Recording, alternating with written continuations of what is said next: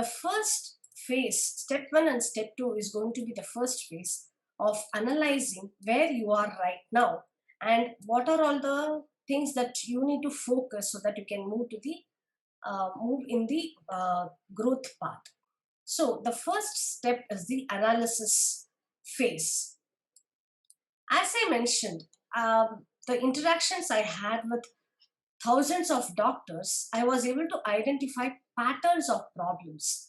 And these are the 5 problems that I was able to identify, which is stopping them from growing. So the problems are less patient footfall, cash flow or financial problems, growing competition, feel stuck or stagnated, and not able to grow or scale. Now, if I can ask you, if you notice these 5 patterns, do you think these patterns are interconnected? If you are able to work on one of the area, you'll be seeing that it is impacting the other areas as well, right? Each and every problem is interconnected. So these are the 5 patterns of problems. Now, you have the next step which I am going to cover is the 4 stages of growth. I want you to relate in which stage you are in right now so that you will know what you need to do to move to the next stage. The first stage is the starter stage. Starter stage is more of learning mode where you are starting your practice very afresh and you are learning. It can be professional skill or business skill in growing your practice. So this is the first stage. So the most of the time, doctors may be in this first stage for the first 2 years or 3 years. The next stage is survival stage. Survival stage is employment without income. You may be running your practice, but your focus is more on income generation. Actually, you are an employee to your practice than actually a business owner, even though you are running your own practice. You may not be, why I call as employment without income is you may be generating income but you may not be paying enough for yourself, so you will pay, like you'll be paying others, your staffs, your rentals and other things, expenses that is needed, but you will not be able to pay yourself consistently month on month. So here in this stage, maybe the revenue that you generate is less than your expenses. So this is the survival stage, which is the second stage. So this is the stage of employment without income. The next stage is stability stage. Stability stage is employment with income. Here again, I'm saying it is employment with income. You're still, you cannot call yourself as a business owner because employment is the time you spend in your practice is what you will equivalently is what you will earn. So if you are taking off, you will not be able to earn. So the time you are spending is what you will be able to earn. So you are still an employee, but you are able to pay yourself well because you are generating more patients because you have enhanced your skill. So you are able to tap more patients are coming to you and you are handling more people. But in this stage what happens is, though you are able to generate income, you feel a sort of stagnation because more people are coming to you but you don't have time. The first the survival stage, it was lack of financial issues.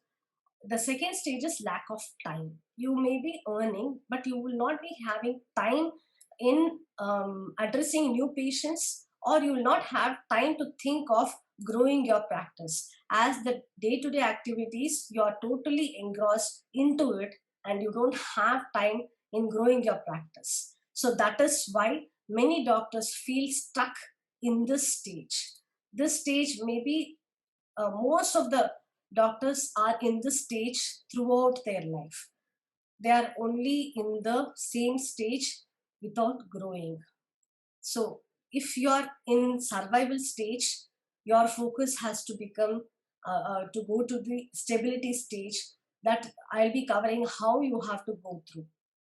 And the last stage is the scaling stage. Now, scaling stage happens when you have achieved growth and the practice is not dependent on you. You are building an organization. Even if you are not in your clinic or your hospital, still your practice runs. But this stage is like many of them don't reach this stage. Uh, that's why I said they become stagnated. And why they become stagnated? Because the practice is dependent on them. If you have to move from stability stage to scaling stage, you have to build systems, which I'll be covering in the coming session. So you have ask yourself in which stage you are in right now. Are you in survival stage, stability stage, or scaling stage? If you are in survival, you have to focus on moving to stability. If in stability, you have to focus on moving to scaling stage.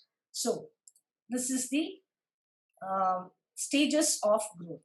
The next is three types of practice. Again, there are only three types of practice. Either you are working in hospital, you want to set up your own clinic, you have group practice, single or multi-speciality, or you are already running a clinic or hospital.